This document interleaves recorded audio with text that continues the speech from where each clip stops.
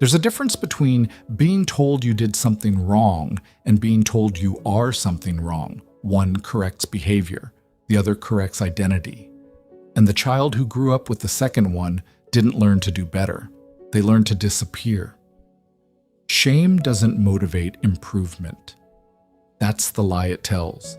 It says, if you feel bad enough about who you are, you'll become someone better. But that's not what happens. What happens is hiding. The child who was shamed didn't become better.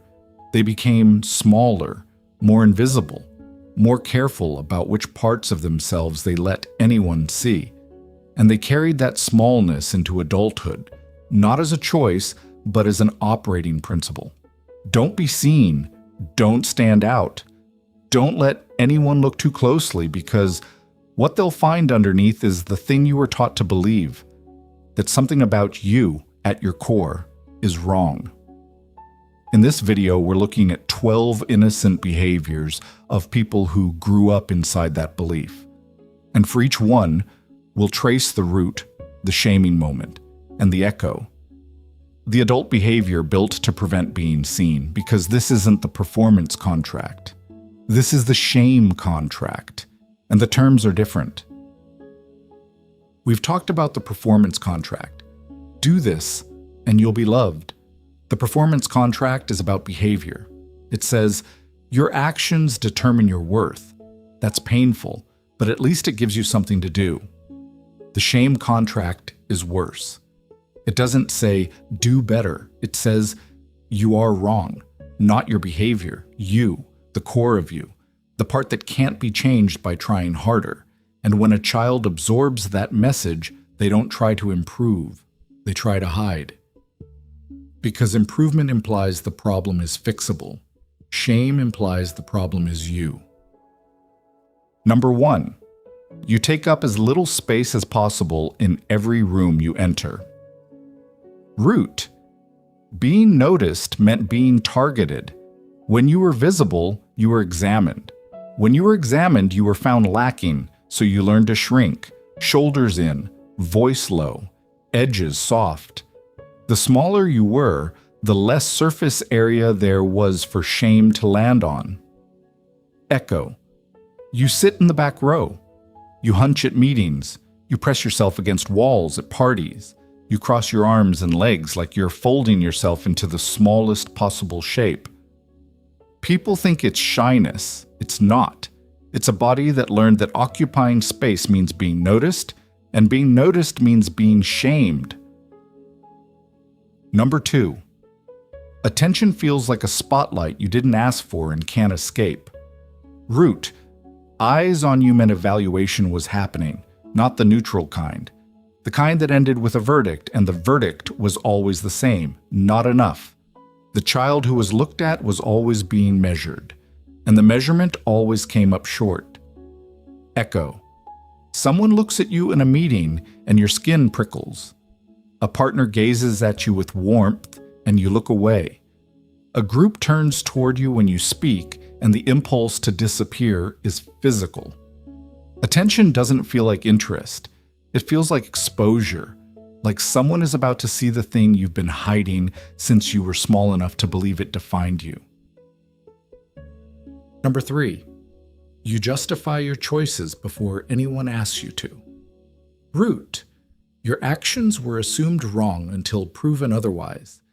Every decision, what you ate, what you wore, how you spent your time, needed a defense. Not because someone was asking, because the household operated on a presumption of guilt. The child was wrong by default, and explanations were the only protection. Echo. You can't do anything without narrating why. You order food and immediately explain the choice. You take a day off and construct a case for why you deserve it. You make a decision and build the defense before anyone mounts an attack. The over-explaining isn't insecurity. It's a legal strategy developed by a child who was always on trial. Number 4, someone says something good about you and your first instinct is to check for the trap. Root. Praise was inconsistent, conditional, or followed by a reversal. You're so smart. Why can't you do this one thing? You're beautiful. If you just lose weight. The praise was never complete. It always came with a second half that undid the first. So the child learned, warmth is a setup for pain. Echo. A coworker praises your work and you wait for the but. A partner tells you something kind and you deflect, dismiss, or counter with self-criticism. The praise arrives and your system doesn't process it as warmth.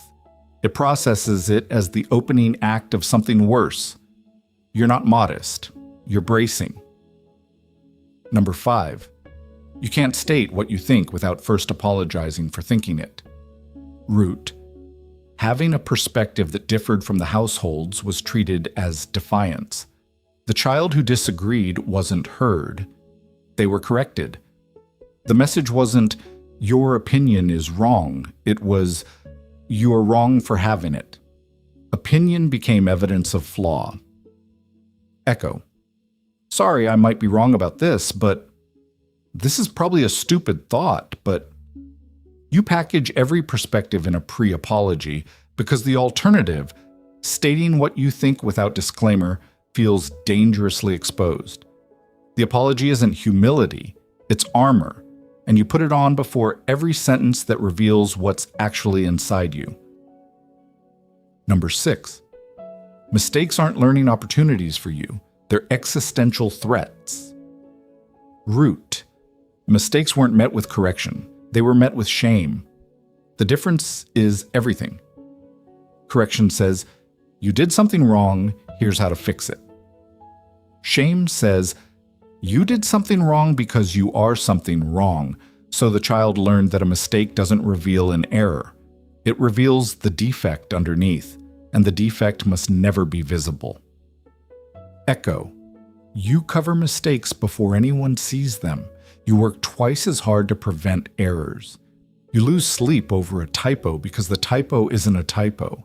It's proof. Perfectionism for you isn't ambition. It's protection. If everything is flawless, nobody can use a flaw to confirm what the shame already told you, that something is fundamentally wrong with who you are. Number 7. You don't just feel like you don't fit in. You feel like you're a different species pretending to be human. Root. Shame is an identity message, not a behavior message. It doesn't say you did something wrong, it says you are something wrong. And when a child absorbs that, they don't just feel excluded, they feel fundamentally, constitutionally different from the people around them. As if there's a version of normal that everyone else received instructions for, and the child never got the manual. Echo. You watch people interact naturally and wonder how they do it. You perform normalcy with effort that nobody sees. You belong in groups, but never feel like you belong to them. And underneath every social interaction is the low hum of the shame contract. I'm faking this, and eventually they'll see through it. This is imposter syndrome, but not the career kind. This is identity-level imposturing, the belief that your basic humanity is a costume, and underneath the costume is something that doesn't belong anywhere, something wrong, something that the shame name before you had the vocabulary to argue with it. Number 8. You don't avoid conflict because you're passive. You avoid it because conflict requires being examined. Root. Disagreement in the household wasn't a conversation.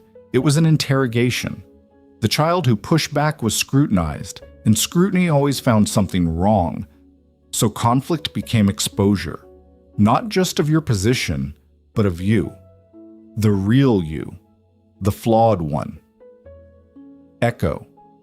You agree with things you don't believe. You let people cross lines you care about. You abandon your own position because defending it means standing in the light long enough for someone to see what's underneath. You'd rather lose the argument than risk the examination, because the shame contract guarantees that any examination will find the defect. Number 9, you succeed and then immediately make the success smaller. Root, standing out, was dangerous. Achievement drew attention, and attention drew scrutiny. Or worse, It drew envy from a parent who couldn't hold the child's success without turning it into their own inadequacy. The child learned that shining was a risk. Better to dim. Echo. You get the promotion and say it's not a big deal. You finish something impressive and immediately list everything wrong with it. You shrink your accomplishments because the shame contract says you don't deserve to take up space, even in success, especially in success. Because success makes you visible, and visible is where the shame lives. Your body knows this before your mind catches up. The heat in your face when someone looks too long, the urge to break eye contact before they see through the surface, the way your shoulders curl inward when a room goes quiet and the attention lands on you. The visibility isn't dangerous, but the body hasn't been updated. Number 10. You walk into a room and assume everyone is evaluating you. Root. You were always being judged. The hypervigilance isn't paranoia. It's an accurate reading of a childhood where judgment was constant. The parents' eyes followed you with evaluation. Your behavior, appearance, choices, tone, everything was scored, and the scoring was never in your favor. Echo. You enter a meeting and feel the room's eyes like heat. You walk into a party and assume the worst interpretation of everything you do. You check your appearance obsessively, not out of vanity, but out of the learned certainty that you are being watched and found wanting. The feeling of being judged isn't anxiety. It's a memory your body hasn't finished processing. Number 11. Opening up feels less like intimacy and more like handing someone ammunition. Root. Vulnerability was punished. The child who showed softness was mocked. The child who showed need was shamed for it. The child who showed pain was told they were being dramatic. So the child learned, the parts of you that are real are the parts that will be used against you. Keep them locked. Echo. A partner asks you to be open and something in you clamps shut.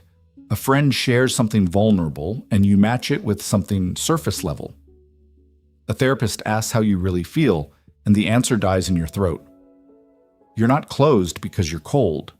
You're closed because the last time you were open, someone used what they found to confirm the thing you already feared, that the real you is the problem. Number 12.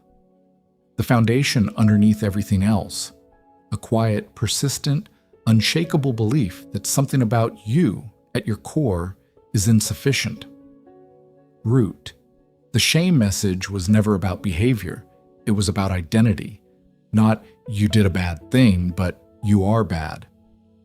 And the child didn't have the cognitive tools to reject that message.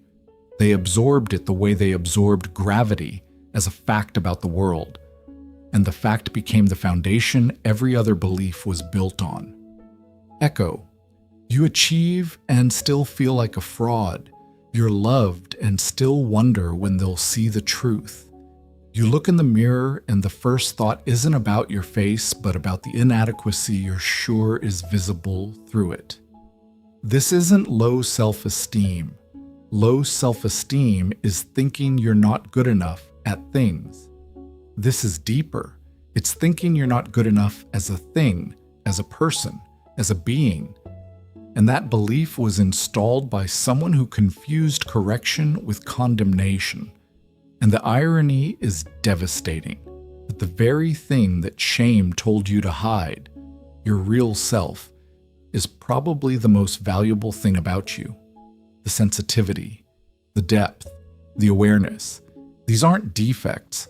They're the exact qualities that shame mislabeled as problems because they were inconvenient for someone who couldn't handle them.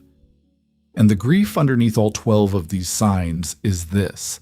Shame convinced you that hiding was the only safe option, but hiding means nobody ever gets to see the person you actually are. And the person you actually are is not the person the shame described. That person was a fiction, written by someone who wasn't qualified to define you.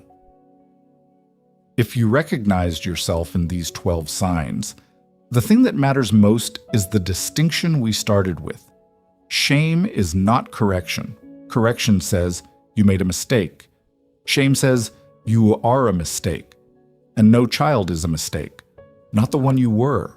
Not the one who's still inside you, watching from behind the adult you built to hide them. The shame contract was signed by someone who didn't have the right to write it, and you've been honoring its terms ever since, hiding, shrinking, disappearing into the smallest possible version of yourself to avoid being seen. But you can stop honoring a contract that was never valid.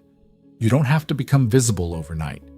You just have to start questioning whether the thing you've been hiding from is real, or whether it's a story someone told you about yourself before you were old enough to check.